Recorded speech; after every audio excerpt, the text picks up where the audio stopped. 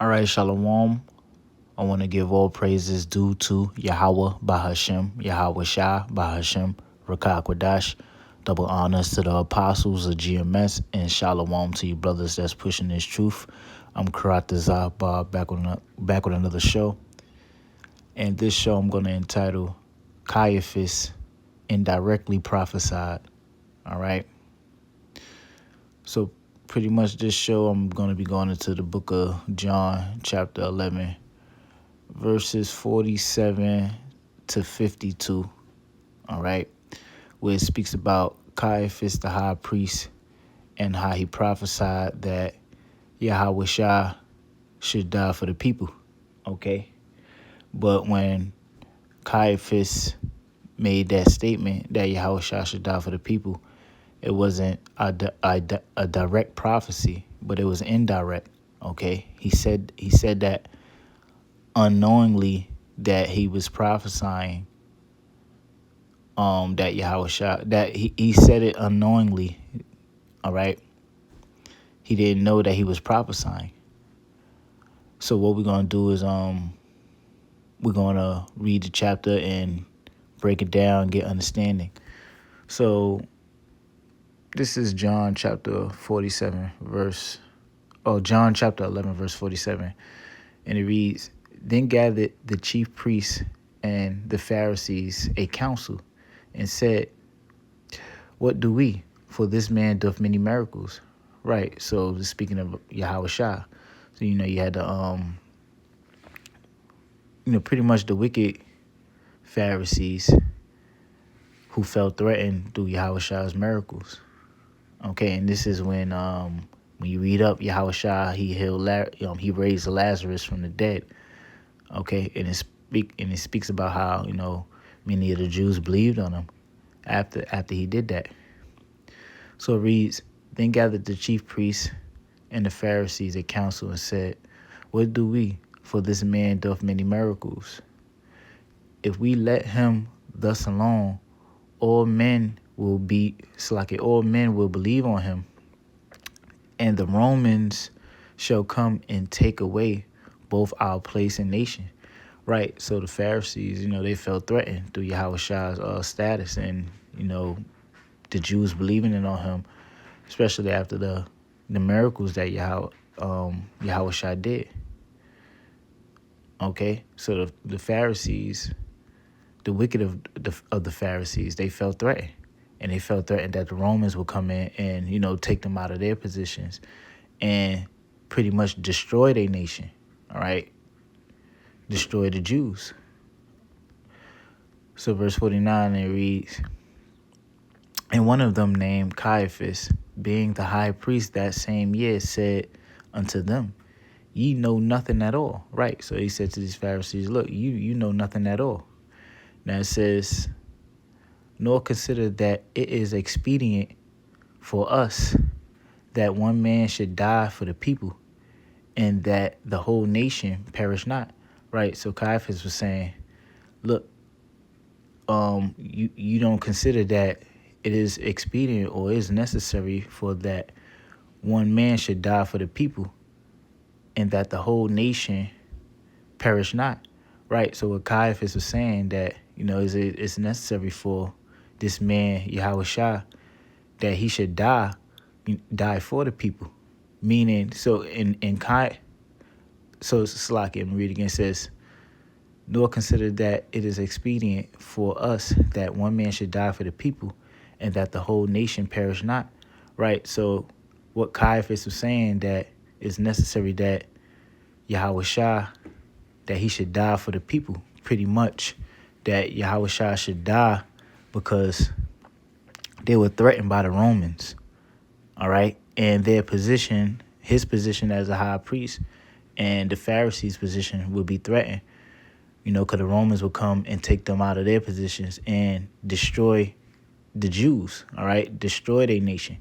So it's better for Yahweh Shah should die so that their positions, the position of rulership wouldn't be threatened, and that their nation wouldn't be destroyed by the Romans. So this is why he's saying that Yahweh Shah should die for the people, that the whole nation perish not. Now, verse 51, it says, and this spake he not of himself. Right. So when he said when he said that statement, John is saying, look, this spake he not of himself. Right. Because Caiaphas, he didn't know that that statement he made was a prophecy. Okay. So it says, but being high priest that year, he prophesied that Yahushua should die for the nation. Right. So John is saying, look, he prophesied, but he didn't know that he was prophesying. Okay. Because Caiaphas' statement was him trying to save, his political status. All right. He wanted he wanted Yahushua to die, to be put to death, so that the Pharisees' position wouldn't be threatened and his position wouldn't be threatened as a high priest, or that the Romans would not come in and destroy the Jews. That's why he wanted Yahushua to die. But he indirectly prophesying because it was the Most High's plan that Yahushua should die for the people, for the nation of Israel, for their sins to be covered. All right, that the nation would not perish. Okay, so that's what John is saying. So let's read verse 51 again. It says, and this spake he not of himself. Right, because Caiaphas then didn't know what he was saying. That he didn't know that statement that he made was prophetic. Okay, him making that statement and trying to cover his position and save the nation save the nation from the Romans by putting Yahushua to death. He didn't know that he was prophesying that Yahushua was going to die to, save the nation from their sins. Okay? And from ultimately perishing, by the Most High. So it reads, and this spake he not of himself, right? Because he didn't know he was prophesying. But being high priest that year, he prophesied that Yahushua should die for that nation, right? So John is explaining, look, he prophesied, but that prophecy was indirect. Okay. But yeah, Yahushua was going to die. Yahushua was going to die for the nation. Okay. But in Caiaphas' mind, he wanted to save the nation from the Romans destroying the Jews and their position. All right. Because, Caiaphas, and he was a corrupt priest. All right. And they pretty much, Caiaphas and the wicked Pharisees pretty much, was plotting against Yahushua to put him to death. All right. They was plotting against Yahushua. So it says, so now John goes on to further expound. But let's read it again, verse 51. And this spake he not of himself, but being high priest that year, he prophesied that Yahushua should die for the nation. Right. Because the Most High's plan was for Yahushua to die for the sins of the nation of Israel. All right. For the Jews. The Jews that were on the scene. Now John further expounds and says, and not for that nation only, but that also he should gather together in one the children of the Most High that was scattered abroad. Right. But not for that nation only. So the nation there is Israel, which were the Jews, okay? The tribes of Judah, Benjamin, and Levi. Because at that time, those three tribes was considered the nation of Israel. Okay? So it says, and not for that nation only, but that he should gather together in one the children of God that were scattered abroad. Right? So this is John expounding on how, Yahushua would die for the whole nation. All right? The whole nation of Israel, all the 12 tribes. So not for that nation only, which were, the Jews, but he should gather together the children that were scattered abroad, which is the rest of the tribes. Okay, the rest of the tribes that were scattered throughout the four corners of the earth.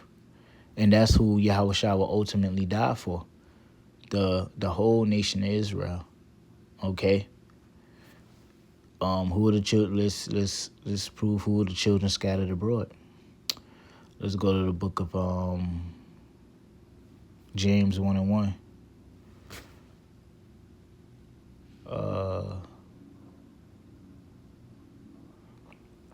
James 1:1. James, a servant of God and of the Lord Yahushua Mashiach, to the 12 tribes which are scattered abroad, greeting. Yes, the 12 tribes. The 12 tribes were the ones that were scattered abroad. So John is expounding on, Yahushua. He was going to die, but not to save the Jews from the Roman persecution or to save the status of the scribes and the high priests, because ultimately they was going to Israel was ultimately the Jews were going to fall anyway, and that happened during 70 AD. All right. So John is expounding on, look, not for that nation only, but the 12 tribes. Yeah, so pretty much John was expounding on how Yahushua, he was going to die to bring back the nation of Israel to the Most High. All right? So we can go back and read it again one more time before we close it out. So that's the book of John. Okay, John 11.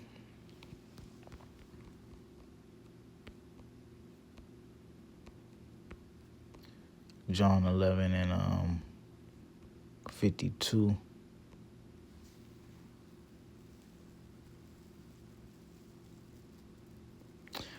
So, right, I start from 51 again. And this spake he not of himself, but being high priest that year, he prophesied that Yahushua should die for that nation, and not for that nation only.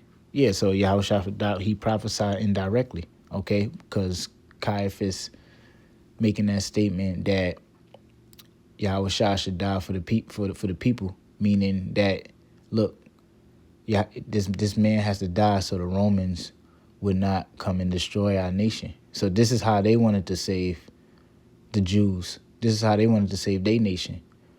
All right, so Yahushua had to die so their position and the Jews would not be threatened by the Romans. So by them doing that, they seek to save their nation. But indirectly, he prophesied because Yahushua was going to die to save the nation, okay? And that the nation would not perish by the Most High, because Yahushua died for the sins of the nation. All right, he died for the sins of the Jews, and now verse 52, and not for that nation only. Yeah, not for the Jews only, but that also he should gather together in one the children of God that were scattered abroad.